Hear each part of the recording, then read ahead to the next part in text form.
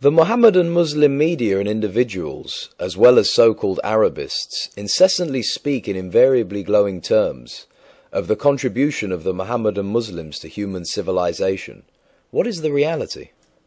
Before I address this question, there is an extremely important word that has to be defined first, which is at the root of this discussion.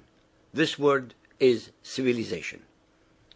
According to the English language, it comprises a society which is in an advanced state of social development, with complex legal, political, and religious organizations. That is, in an advanced state of intellectual, cultural, and material development in human society, marked by progress in the arts and sciences, the extensive use of record keeping, including writing, and the appearance of complex political and social institutions. Like everything else about Mohammedan Islam, facts and reality are contrary to all their exaggerated and invariably false and wishful thinking declarations. Let us examine the historical facts as recorded by the Mohammedan Muslims themselves and their contemporaries. In the Arabian Peninsula where Muhammad was born, the Arabs were among the most illiterate, superstitious, and unlearned nomadic and semi-nomadic people in what we call the Middle East today.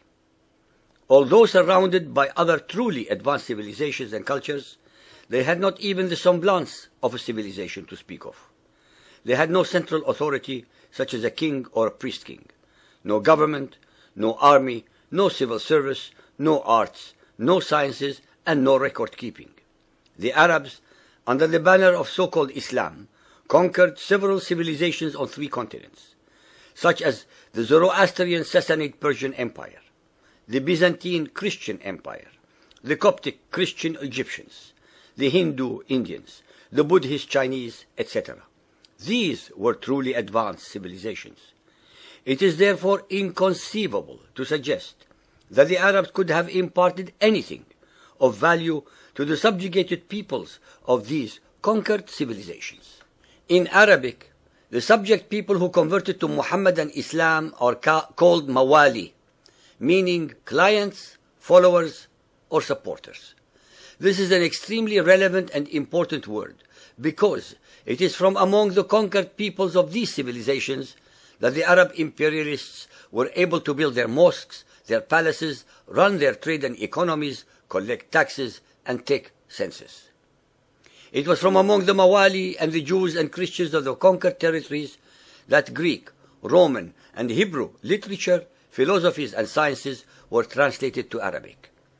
From 701 to 1424, a period about 700 years, a maximum of 80 scientists and scholars under the sword of Muhammadan Islam, mostly from among the Mawali, contributed a wealth of advancement in many branches of knowledge. It is vitally important for the listeners to realize that these scholars based their knowledge on foundations first set by others centuries before them: Egyptian, Hebrew, Persian, Greek, Roman, Byzantine, Indian, etc., whose knowledge and writings were translated into Arabic by men from the conquered peoples by converts to Muhammadan Islam, Mawali, as well as by Jews, Christians, and others. The so-called Islamic science and or Islamic civilization had absolutely nothing whatsoever to do with Muhammadan Islam. Almost the entirety of these scholars and scientists excelled not because of Muhammadan Islam, but in spite of Muhammadan Islam, since they were invariably secular thinkers.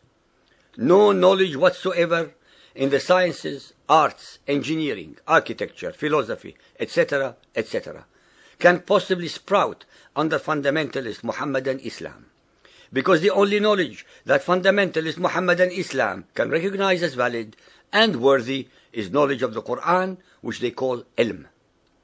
Out of the 80 or so scientists and scholars mentioned above, only a handful were pure Arabs. The remainder were Persian, Turkic, Jews, Christians, Kurds, Sabaeans, Spaniards, North Africans, etc. In reality, this science and this civilization should be and must be called Mawali science and or Mawali civilization, because Muhammadan Islam contributed absolutely nothing to its evolution, propagation, and or establishment.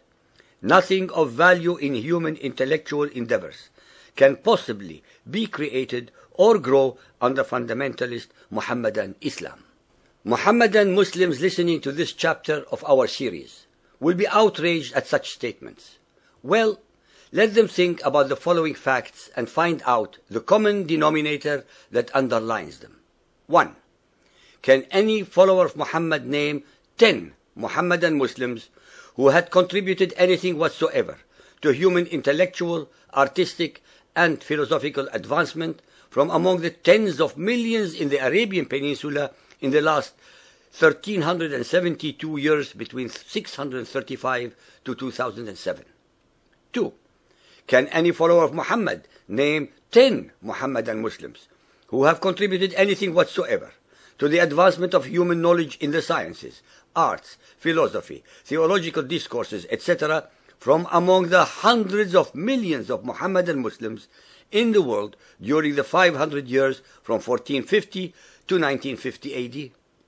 The only reason that they cannot find these scientists or scholars is because fundamentalist Muhammadan Islam cannot survive under the bright light of knowledge, freedom of thought, freedom of expression, freedom of religious belief, and or freedom of intellectual dialogue and debate, because the best and most perfect system of fundamentalist Muhammadan Islam is that of the Taliban in Afghanistan, a state of mind-boggling ignorance, religious intolerance, hate, terror, and utter stupidity. Fundamentalist Muhammadan Islam can only survive in darkness, and as we know, very little, if anything, can bloom and prosper in the dark without sunshine. That is why very little knowledge, if any, emanates from over 50 Muhammadan Muslim states in the world today. The above statements and facts are available for all to read, and no amount of Muhammadan Muslim anger, diatribes, hate-mongering threats, and terror can change an iota of them. Muhammadan Muslims thrive in the twilight zone of denial and of blaming all others, the denial of facts, the denial of reality, the blame others syndrome. For as long as they are not willing or able to face facts, Muhammadan Islam and Muhammadan Muslims will continue to remain forever fixed in the time warp of the 7th century, the time of Muhammad and his Quran.